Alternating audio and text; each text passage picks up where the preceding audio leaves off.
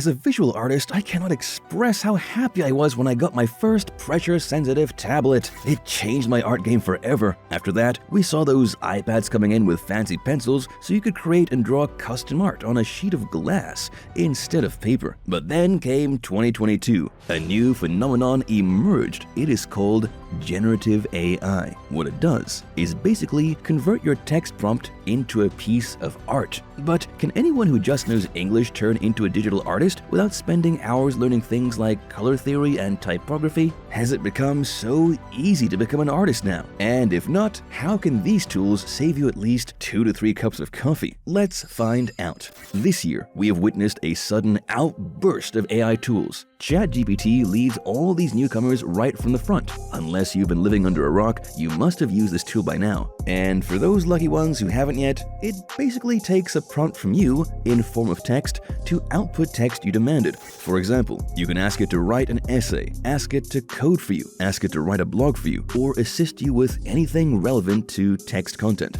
Behind ChatGPT is a company called OpenAI. And OpenAI hasn't only rolled off ChatGPT, it also came up with DALL-E and DALL-E 2. What these tools do is take a text prompt like ChatGPT, but then instead of outputting text, they output custom-made images. For instance, if you ask it to illustrate a 2-story pink house shaped like a shoe, it will do just that. You can access DALL-E 2 through OpenAI's platform, although usage may be subject to certain restrictions or fees. Now, at this point, it is important to establish what generative AI is. In layman terms, any AI that generates an output according to what you demand via a prompt is called generative AI. Now, let's focus on the art side of AI. What tools are available, and how can they assist you?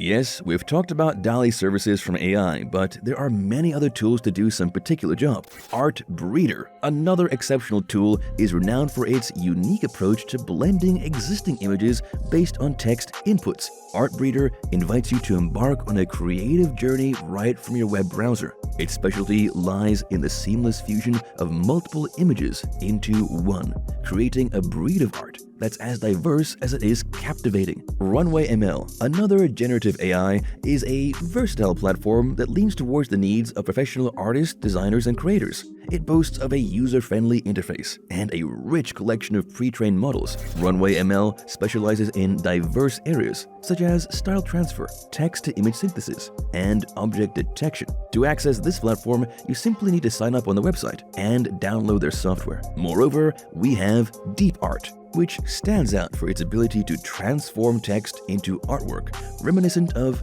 famous painting styles. Be it the swirling strokes of Van Gogh or Picasso's Cubism, DeepArt can replicate these styles based on your text descriptions. To use DeepArt, you upload text and select a style on the website. Then await the birth of your AI-rendered masterpiece. You know, as a YouTuber who focuses a lot on thumbnails, I had to spend a lot of time with Photoshop to remove backgrounds. But now I can easily isolate people, buildings, or whatever my subject is from the background using this tool called remove.bg. It is purposefully designed to save your time in a dull and boring task of extracting subjects from its background. Remember the saving coffee mugs thing I just mentioned earlier? This tool surely does it for me. If you ask me, my favorite art generation AI is Midjourney Bot. It is miles ahead of its competitors. It's kinda sad that it's free, but for what it does, it surely deserves a small chunk from your pocket. Midjourney works a lot like DALL-E from OpenAI or Stable Diffusion, an open source project. As of December 2022, it's still being tested, since it began this testing phase in July 2022. The team working on Midjourney is led by David Holtz. Right now, people are already using Midjourney to create art using commands on Discord bot. Well, that's the sad part. But if you have some cash to spend, you can also get this bot onto a different server. To make pictures, users use the same commands as they would with other AI tools that make images. They mainly use the /imagine command, and the bot replies with a picture. Midjourney says they're working on a web interface, so that should be available soon.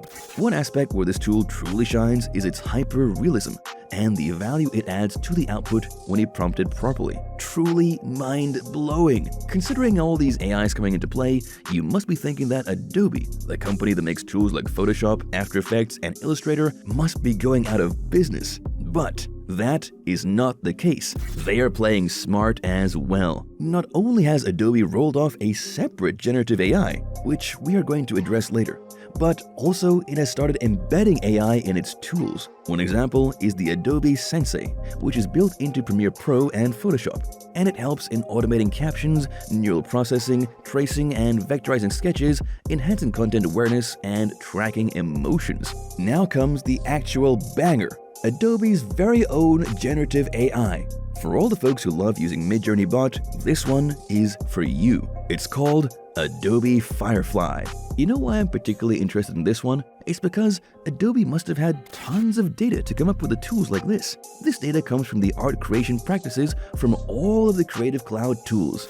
Technically speaking, the inaugural Firefly model aligns closely with text-to-image AI tools, such as OpenAI's DALL-E 2 and Stable Diffusion. These tools share the ability to transpose the style of one image onto another and craft fresh images from textual descriptions. However, Adobe has made bold assertions that Firefly will steer clear of the ethical and logistical traps that have ensnared many of its competitors. This is indeed an ambitious promise. Now, to continue what I asserted earlier about the datasets, AI tools like the first Firefly model generate new images from text prompts by studying existing images. These images often originate from datasets compiled by scouring public image hosting websites. Some experts posit that utilizing public images, even those under copyright for training models, could be protected under the US Fair Use Doctrine. However, this question remains unsolved and is even more complicated considering the differing laws being suggested internationally. If you want to test this model out, you can just Google Adobe Firefly, make an Adobe account, and request the access. I have added the link down in the description so you guys can at least save one sip of coffee. But at this point, it is time to answer the question that we came up with earlier on. The dark question, that is, will AI be replacing human creators? Well, the clear-cut answer to that is no. Let me tell you why.